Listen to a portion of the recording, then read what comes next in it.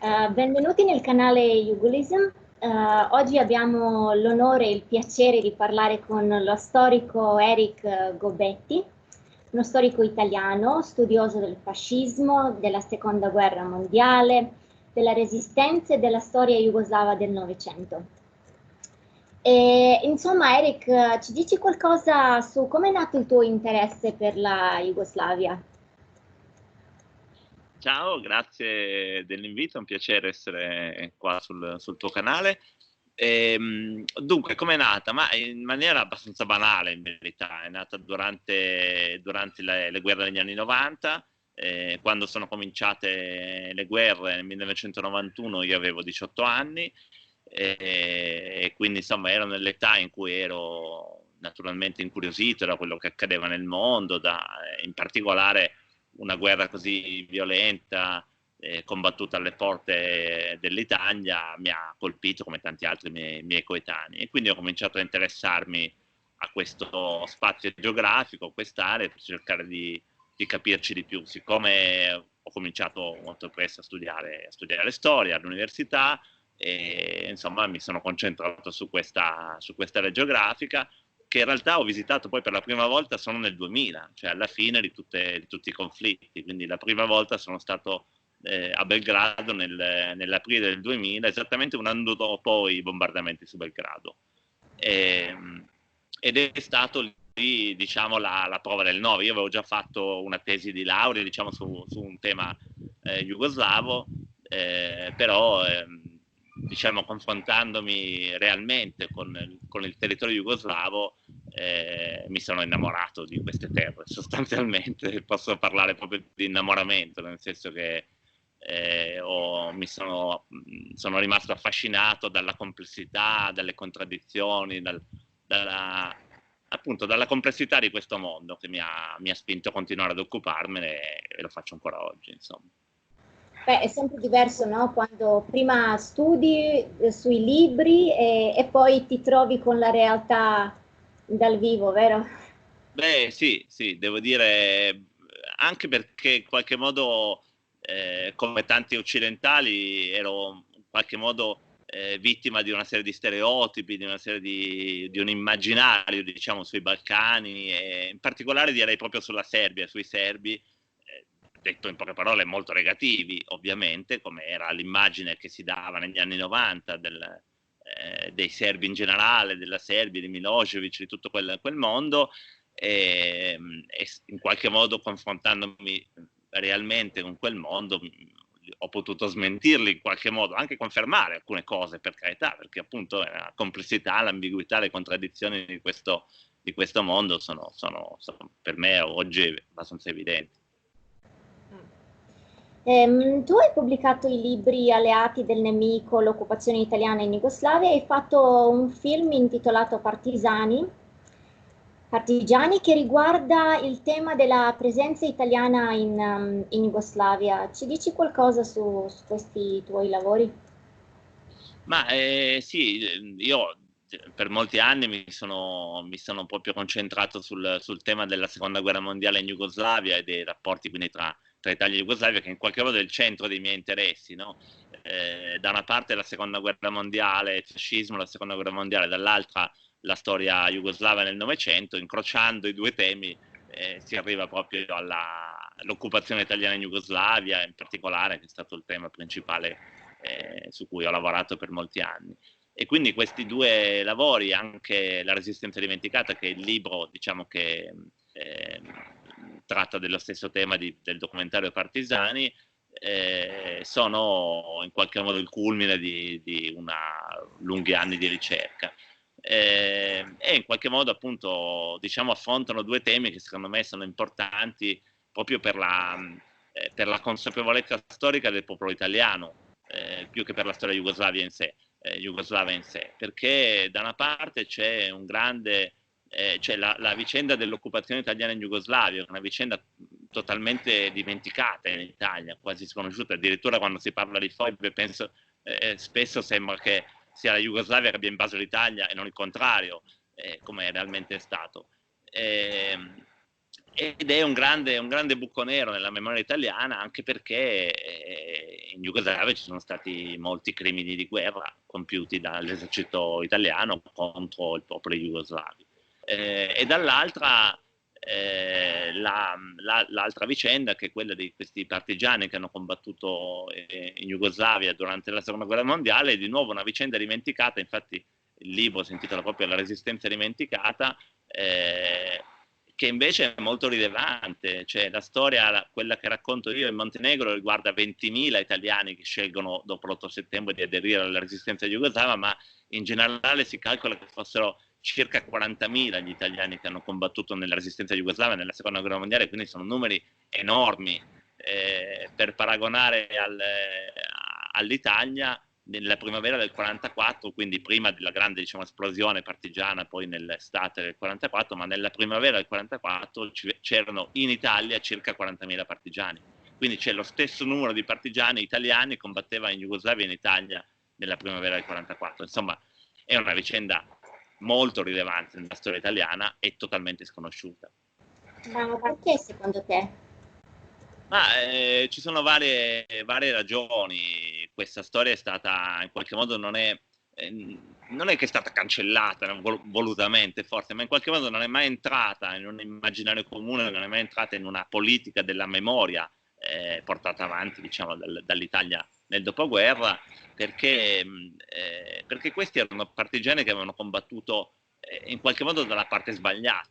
Cioè, intanto avevano combattuto all'estero, quindi non per liberare l'Italia, ma per liberare un altro paese. E quindi, diciamo, nella storia italiana sembravano meno importanti. In più avevano combattuto con i comunisti, alleandosi con i comunisti, e quindi nell'Italia del dopoguerra, che è un paese fortemente anticomunista, diciamo, non era il caso di presentarli positivamente. E in terzo luogo, e questo forse è la cosa più aggravante, avevano combattuto per i comunisti sbagliati, perché dal 1948 in poi, con la rottura tra Tito e Stalin, la Jugoslavia diventa un paese nemico anche del Partito Comunista Italiano, che invece rimane alleato, diciamo, con l'Unione Sovietica, e quindi in qualche modo non erano spendibili politicamente nemmeno dal PC, perché erano comunque alleati dei comunisti di Tito, e quindi dei comunisti che poi avevano scelto di rompere con il resto del blocco sovietico comunista. Sì, ho avuto l'occasione recentemente a parlare con un signore ebreo che è stato praticamente internato nel campo Arab, nella isola croata, e mi ha detto che in realtà la vita sua e dei suoi diciamo vicini, che erano anche loro internati in questo campo, era salvata grazie agli italiani. E quindi mi parlava di come è arrivato là, e in realtà è stato fatto anche un documentario su queste sue vicende durante la guerra in Jugoslavia. Il tuo lavoro di storico comprende tutta una serie di ricerche proprio sulle fonti, e insomma anche le fonti in una lingua che non è tua, andare negli archivi là e archivi qua. Come è stata per te questa avventura? Ma allora, intanto scusa, approfitto, visto come hai citato Arbe, di dire due parole su questo, se non ti dispiace, perché effettivamente il caso del signore che hai nominato è molto rilevante, no? Perché effettivamente nella esperienza di occupazione italiana in Jugoslavia c'è questa contraddizione, che è anche molto interessante storicamente, perché da una parte davvero gli italiani in qualche modo hanno salvato le popolazioni civili, alcune pezzi di popolazioni civili dal probabile sterminio, non soltanto gli ebrei, che vengono in qualche maniera appunto deportati nei campi italiani, ma in qualche modo per sottrarli alla deportazione ad Auschwitz, ma anche di una gran parte di popolazione serba che viene sottoposta a sterminio da parte degli Ustaša croati, e che si salva grazie all'aiuto dei soldati italiani. Però dall'altra parte, contemporaneamente, nello stesso momento, gli italiani commettono crimini veri e propri contro le popolazioni civili. Arbe è proprio il sunto di questa vicenda, perché Arbe è contemporaneamente un campo di protezione di fatto per le popolazioni ebraiche jugoslave, che vengono salvate trattenendole in quel campo invece che mandarle appunto in Germania. Ma al tempo stesso è anche un campo, a fianco al campo ebraico, diciamo, c'è un campo di internamento per civili slavi, sono civili, non sono partigiani, e quindi donne e bambini in particolare, che vivono in condizioni di estrema debolezza e che molti di questi muoiono di fame e di stenti.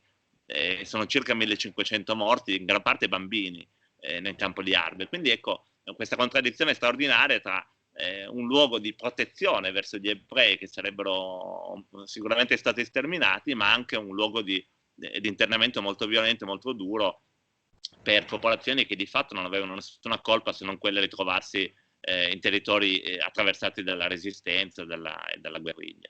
Per quanto riguarda le fonti, guarda, sì, ovviamente è uno dei centri fondamentali del mio lavoro, quello di raccogliere le fonti, quindi insomma è un lavoro che io trovo affascinante. E ovviamente io, diciamo non così ovviamente, perché molti studiosi, diciamo soprattutto le generazioni più grandi della mia, hanno lavorato solo su fonti italiane, anche per problemi linguistici, ma anche per scelta in qualche modo, no? Per una prospettiva puramente italiana di studi anche sul campo delle occupazioni fuori dall'Italia, che è una cosa assurda in realtà, forse inimmaginabile, non so, per uno studioso che si occupa di storia della Francia, studiare solo su fonti italiane. Invece nei balcanici si pensa che si possa fare, probabilmente con un senso di superiorità anche in qualche modo razzista verso questi paesi. Io fin da subito ho cercato di utilizzare il più possibile fonti jugoslave, ho studiato molto a Belgrado, soprattutto negli archivi,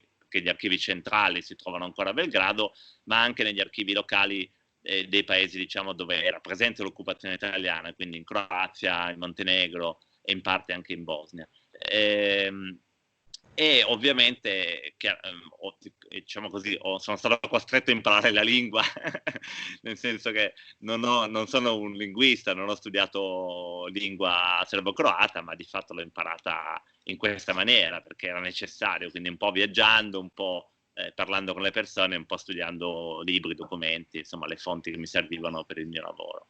E poi naturalmente, va bene, nei documentari che ho realizzato ho utilizzato anche fonti differenti, nel senso non solo queste fonti tradizionali, diciamo archivistiche o bibliografiche, ma anche fonti visive. E in questo senso anche quella è stata un'esperienza per me straordinaria, perché soprattutto nel caso di Partigiani, dove ho trovato in maniera quasi fortuita dei filmati originali girati dagli stessi italiani in Montenegro durante la seconda guerra mondiale, perché un ufficiale di questi casualmente aveva con sé una cinepresa, quindi ha realizzato delle riprese, diciamo, amatoriali in qualche modo dell'esperienza di questi soldati in Montenegro prima, durante l'occupazione, ma anche dopo, quando sono diventati partigiani. Quindi sono filmati effettivamente non solo inediti, ma proprio straordinari, cioè unici nel loro genere, perché sono filmati che rappresentano in qualche modo la vita quotidiana dei soldati, ma anche delle popolazioni, in qualche modo in Montenegro durante la seconda guerra mondiale.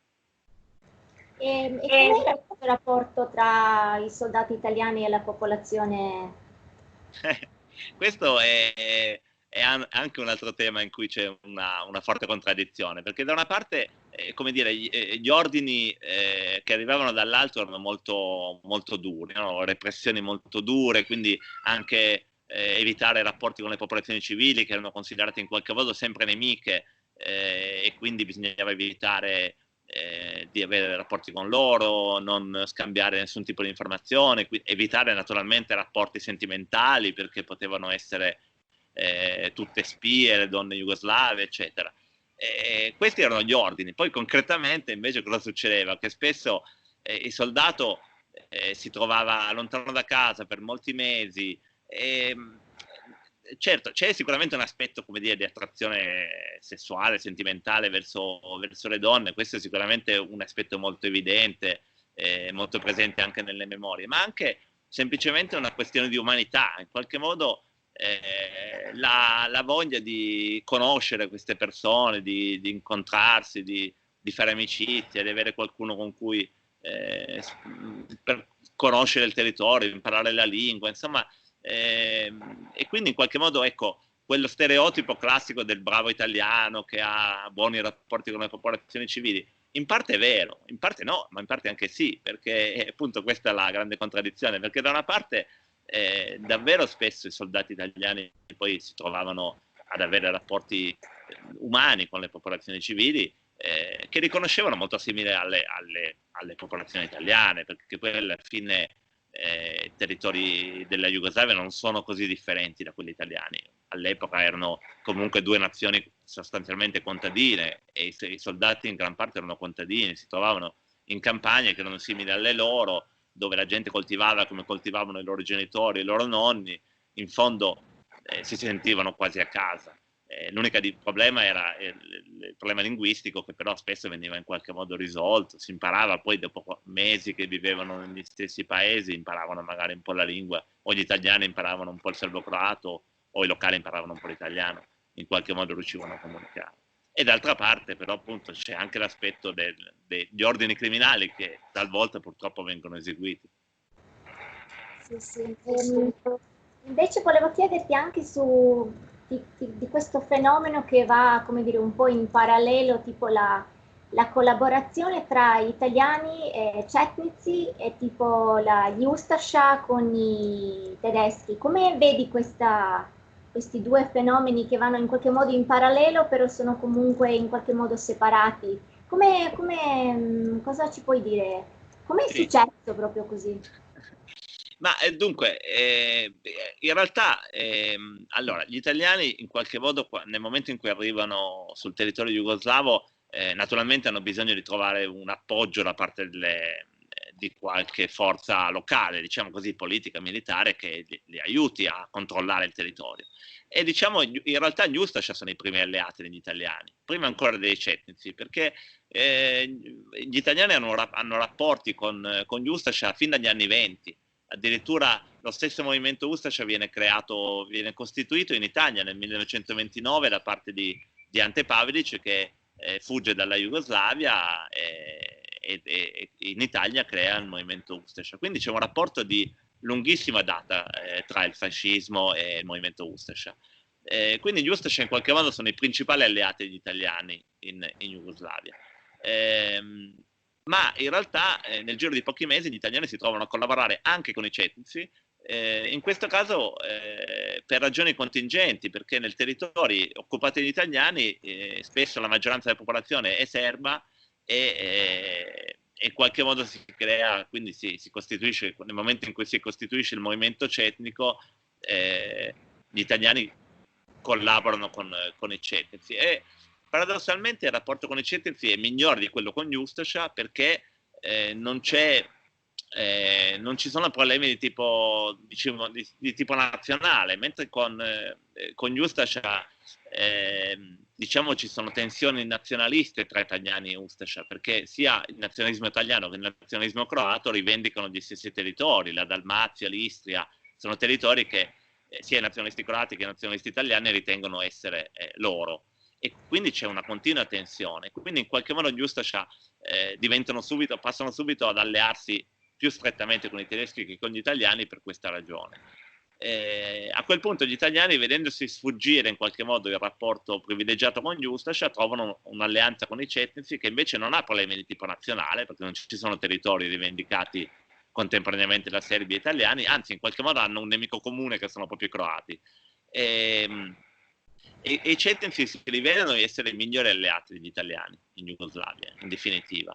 E questo è paradossale, perché contemporaneamente i cetnici, che sono di fatto un movimento collaborazionista, su questo non ci sono dubbi, anche se esiste ancora qualche storiografia revisionista che vuole sostenere il contrario, ma è evidente che i cetnici siano un movimento collaborazionista, cioè nonostante però sono ufficialmente alleati con gli inglesi. Questo è anche un dato di fatto. Mikhailovic addirittura viene nominato ministro della guerra del governo jugoslavo in esilio a Londra, quindi di fatto è il ministro della guerra di uno Stato in guerra contro l'Italia, eppure collabora con gli italiani, quindi una clamorosa contraddizione che però non impedisce questo rapporto che funziona fino alla fine della guerra tra italiani e cetnici.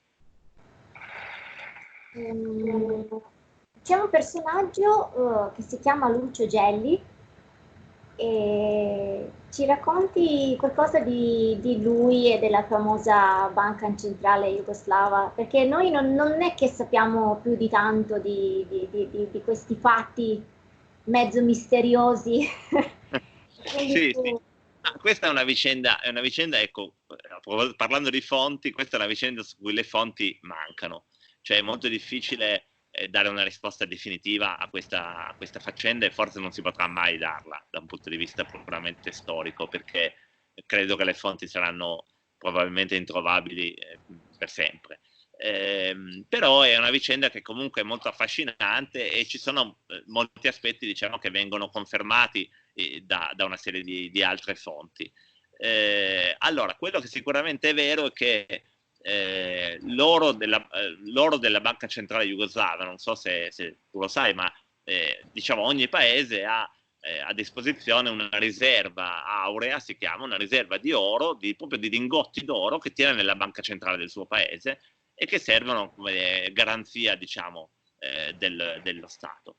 La Jugoslavia aveva quindi la sua quantità, le sue tonnellate di lingotti d'oro, quindi tonnellate, erano tantissimo oro, nella banca centrale di Belgrado.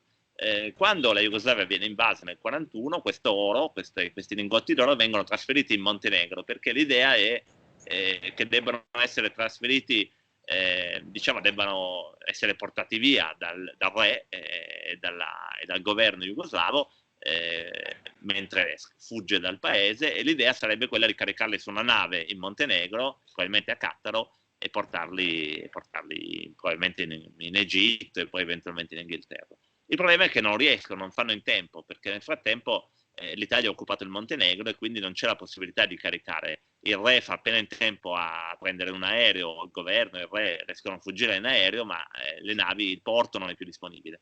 E quindi l'oro viene nascosto in Montenegro, ma gli italiani lo trovano e lo portano in Italia. Quindi quello che sappiamo con certezza è che l'oro della Banca Centrale Jugoslava non viene catturato dai tedeschi a Belgrado, ma viene catturato dagli italiani in Montenegro e portato in Italia. Probabilmente in questa vicenda è coinvolto questo Licio Gelli, che è un personaggio noto nella storia politica italiana per essere diciamo un agente segreto che ha avuto tanti padroni in qualche modo. All'epoca, nella seconda guerra mondiale, era già un agente segreto del governo fascista. Dopo diventa un agente segreto americano, e dopo la seconda guerra mondiale collabora con gli americani, con i servizi segreti italiani, insomma ha varie vicissitudini, ed è legato anche alla vicenda politica di Berlusconi e altre vicende varie della storia italiana. Ecco, probabilmente lui è coinvolto appunto nella gestione, nel trasporto di questo oro in Italia. Un altro elemento su cui non abbiamo dubbi è che quando l'oro jugoslavo viene restituito alla Jugoslavia alla fine della guerra, ne manca un bel po'. Cioè, non tutto l'oro che è stato sequestrato dagli italiani ritorna in Jugoslavia. Per cui che fine ha fatto l'oro che manca, che fine hanno fatto i lingotti d'oro che mancano? Probabilmente sono stati utilizzati dallo stesso Licio Gelli e da una parte dei servizi segreti fascisti, che sono diventati dopo la guerra i servizi segreti, diciamo, dell'Italia democratica, per coprire, diciamo, per gestire traffici illeciti, insomma, sostanzialmente, probabilmente, ecco, attività molto segrete, addirittura che, diciamo, per i quali era meglio utilizzare denaro che non fosse rintracciabile, ecco, non direttamente dello Stato italiano. Probabilmente addirittura per organizzare attività terroristiche, o comunque per mettere in difficoltà la Jugoslavia nell'immediato dopoguerra, quindi forse per finanziare i Krisheri, che erano questo movimento anticomunista che era attivo in Jugoslavia, nel nord della Jugoslavia, in Croazia sostanzialmente alla fine della seconda guerra mondiale, o comunque per fare attività anti-jugoslava alla fine della guerra. Quindi paradossalmente l'oro della Banca Centrale Jugoslava viene utilizzato dagli italiani contro la Jugoslavia. La storia è sempre interessante, è piena di sviluppi imprevisti. Qual è la tua idea della Jugoslavia, del socialismo autogestito, del modo di vivere in Jugoslavia. Che idea ti sei fatto di questo paese che quando tu sei andato là, dicevi 2000, non c'era più e quindi nel frattempo è successa anche la guerra e tutto quello che sappiamo. Come la vedi adesso questo sistema? Che cosa per te sono sono stati i punti positivi e che cosa invece è venuto a mancare? Sì. Ma guarda, allora io della Jugoslavia ovviamente posso parlare solo per sentito dire, diciamo così, per racconti che mi sono stati fatti da moltissime persone e ovviamente sulla base degli studi che ho fatto, delle ricerche, delle letture che ho fatto. Quindi il mio punto di vista è ovviamente necessariamente parziale. L'idea che mi sono fatto è comunque fortemente positiva, in senso assoluto, in senso generale. Nel senso che la Jugoslavia socialista è stato un paese che secondo me ha offerto alla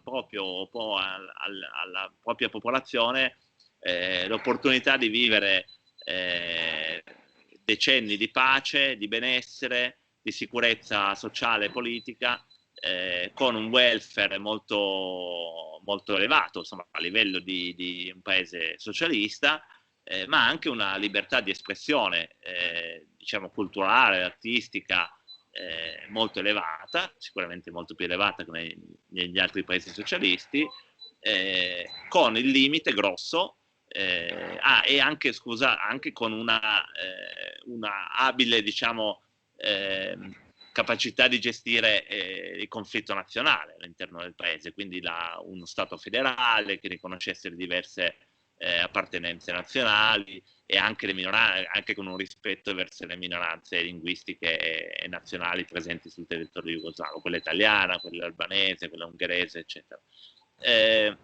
Ma con un grosso limite che era quello della libertà politica.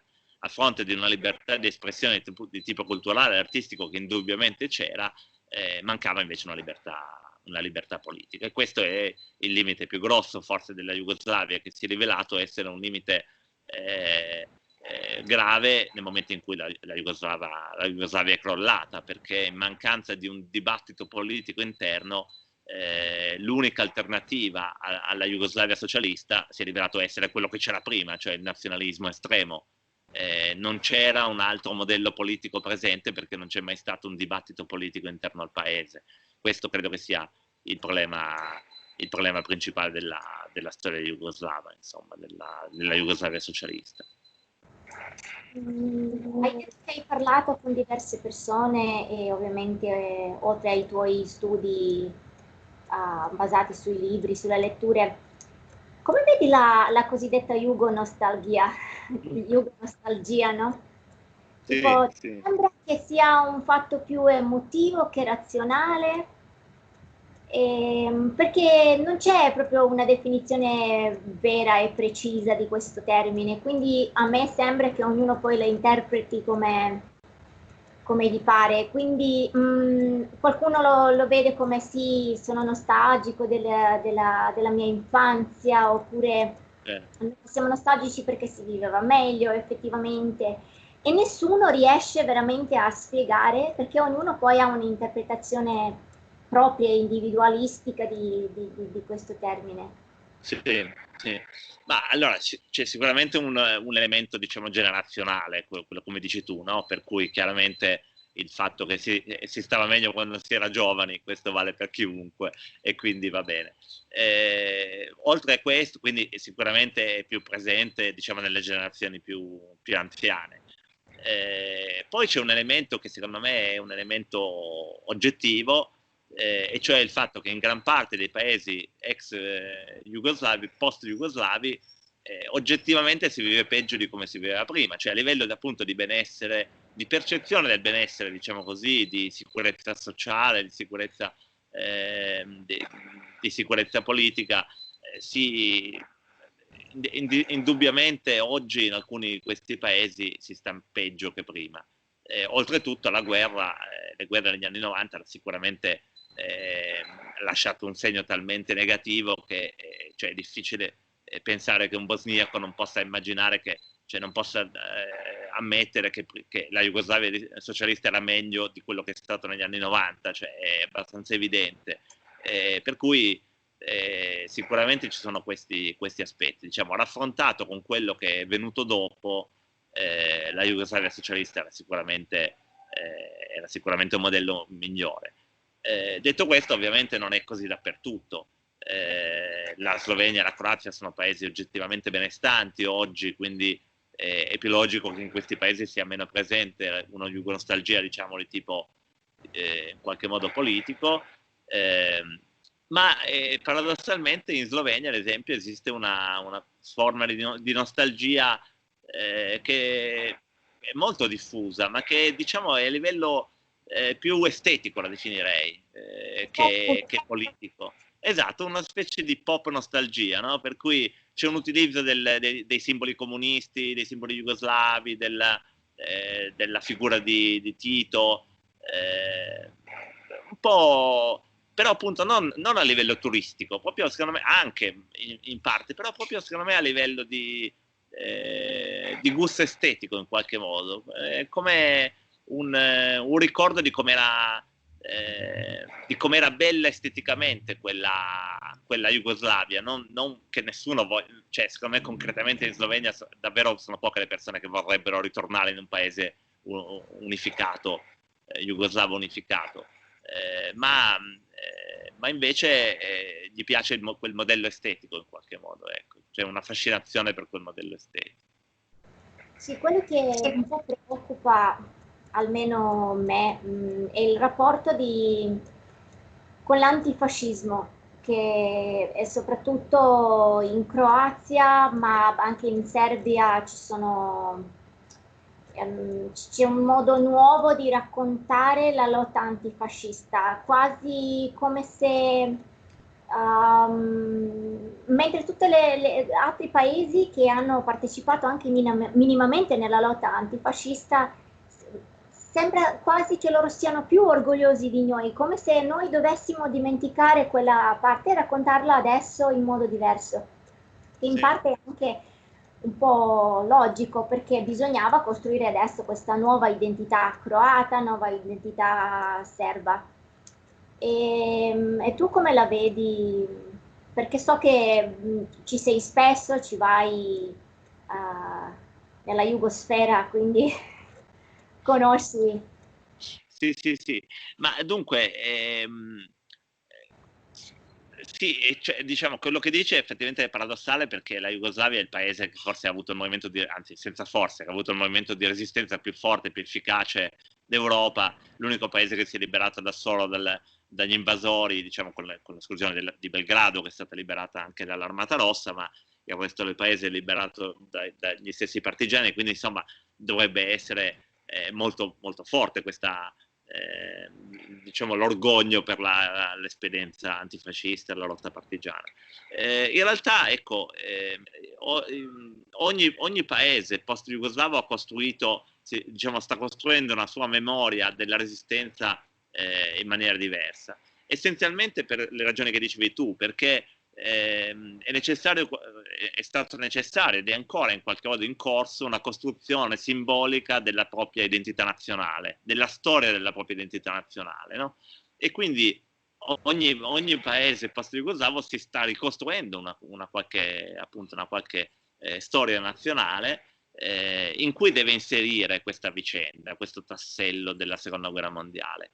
E allora, a seconda delle necessità, come spesso succede, la storia viene manipolata a seconda delle necessità politiche del momento. Allora, così come in Macedonia hanno inventato il mito di Alessandro Magno, che è una cosa che fa sorridere tutti quelli che non sono macedoni, perché sappiamo benissimo che Alessandro Magno aveva una cultura greca, non aveva niente a che fare con la Macedonia di oggi, è una storia completamente diversa, però c'è un uso politico distorto della storia in quel paese. Ecco, rispetto alla seconda guerra mondiale, diciamo, i due estremi secondo me sono il caso del Montenegro e il caso della Croazia, che è già citato. Cioè, la Croazia ha costruito la sua identità nazionale nella guerra patriottica, quella che loro chiamano guerra patriottica, combattuta oggi negli anni 90 contro la Jugoslavia, per liberarsi dal giogo jugoslavo nel loro immaginario, no? Per liberarsi dalla Jugoslavia e costruire il proprio Stato nazionale. E quindi tutto ciò che è jugoslavo, tutto ciò che è comunista, tutto ciò che è legato a quella storia deve essere necessariamente negativo. E quindi anche la guerra partigiana è negativa, e non riesce a entrare nella costruzione simbolica della storia jugoslava, della storia croata. Il caso opposto, secondo me, è il Montenegro. Il Montenegro invece in qualche modo la storia della resistenza nella seconda guerra mondiale, anche in Montenegro si racconta una storia nazionale, addirittura costruendo come nemico nazionale il nemico serbo, che è un paradosso perché serbi e montenegrini sono sempre stati un unico popolo dalla notte dei tempi, quindi è paradossale che venga costruito questo nuovo nemico. Però la cosa interessante è che rispetto alla seconda guerra mondiale, in qualche modo la guerra partigiana è un ulteriore momento della storia nazionale montenegrina, che sostanzialmente è una sequela infinita di guerre contro nemici infinitamente superiori a loro, che loro, pur essendo un piccolo popolo, sono riusciti a sconfiggere. Quindi prima i turchi, poi la prima guerra mondiale, poi la seconda guerra mondiale, c'è un continuo aggressione a questo piccolo popolo che nonostante tutto riesce a sconfiggere dei grandi avversari. E quindi la seconda guerra mondiale va benissimo, perché effettivamente è davvero quella storia lì, la storia della guerra partigiana in Jugoslavia è davvero la storia di un piccolo popolo che riesce a sconfiggere l'esercito più forte del mondo, e quindi in qualche modo funziona benissimo in quella costruzione simbolica. Purtroppo oggi sembra quasi come se è una situazione in cui è quasi una vergogna ricordarsi di eroi della guerra, tipo tante donne che hanno partecipato in questa guerra, tipo i movimenti femminili, e quindi come se adesso dobbiamo vergognarci di tutto ciò, mentre invece Jugoslavia aveva un ruolo molto importante. E, insomma, ieri era il 4 maggio e 40 anni dalla morte di Tito, e nel tuo articolo l'hai descritto molto bene, un altro personaggio molto contraddittorio tra un, come lo chiamano a volte, tipo dittatore con i guanti, tipo, che era tipo, un dittatore però veramente con uno stile e un carisma particolare, a volte dicono che era un vero leader. Insomma, ci sono anche qua le versioni opposte. Quello che è sicuro è che era molto stimato dagli altri presidenti che sono venuti al suo funerale, e il rispetto che portavano verso la sua persona. A te come sembra il nostro presidente Tito? Ma come dici tu, appunto, l'elemento che è più evidente ai miei occhi è proprio un personaggio con forti contraddizioni, come siamo tutti noi in fondo, cioè è un uomo che ha avuto delle grandi capacità, ma non è un uomo straordinario, non è venuto da Marte, è un uomo come tanti altri, che però ha avuto sicuramente un grandissimo carisma, una grandissima capacità di trovare consenso nella gran parte della popolazione jugoslava, una capacità di gestire situazioni difficili e contesti molto difficili, sia a livello di politica interna che a livello di politica internazionale. E sicuramente va giudicato in base ai risultati che ha ottenuto, in particolare proprio la costruzione della Jugoslavia socialista, che è la sua grande realizzazione. E in questo senso sicuramente ha fatto scelte molto difficili, anche discutibili, ma in gran parte di successo. In politica interna direi soprattutto appunto l'ideazione di questo modello federale, che è stato progressivamente sempre più radicalizzato fino a diventare, con la Costituzione del 74, di fatto un paese estremamente federale, al punto che era prevista anche la secessione delle repubbliche dalla Jugoslavia unitaria, cosa che poi è avvenuta nel 91. Dall'altra parte, in politica estera, appunto la capacità di di gestire prima la rottura con Stalin e quindi con il resto dei paesi comunisti, e poi la creazione del fronte dei paesi non allineati, che è una grande intuizione che riesce a coinvolgere paesi estremamente importanti in crescita come l'Egitto, l'Indonesia, l'India, come unico paese europeo in qualche modo, pur essendo magari meno rilevante, meno con un peso demografico sicuramente minore rispetto a questi paesi, ma aveva un peso diplomatico molto più importante. Quindi in qualche modo era il leader di questo sistema dei paesi non allineati, che ha avuto un'importanza secondo me non tanto magari concreta, ma proprio dal punto di vista ideale, cioè ha offerto al mondo la possibilità di uscire dalla contrapposizione tra i due blocchi, no? Quindi l'idea che ci fosse una terza via, ci fosse la possibilità di stare fuori da quel meccanismo di contrapposizione dura e che sembrava inevitabile tra paesi comunisti e paesi capitalisti. Hai scritto nel tuo articolo che era una persona che si trovava a suo agio in ogni contesto. Questo mi è piaciuto in particolar modo, che veramente è ben detto in poche parole, ma veramente raccoglie, dà un'immagine, come dire, completa di quello che possiamo vedere noi da fuori, insomma, anche da fuori, un fuori temporaneo, perché non abbiamo vissuto in quel momento in Jugoslavia. Secondo te questa cosa ultima che hai detto potrebbe essere una lezione che possiamo apprendere dalla Jugoslavia, nel senso che c'è sempre una terza via, ci possa essere sempre un modo diverso di risolvere le difficoltà che viviamo oggi?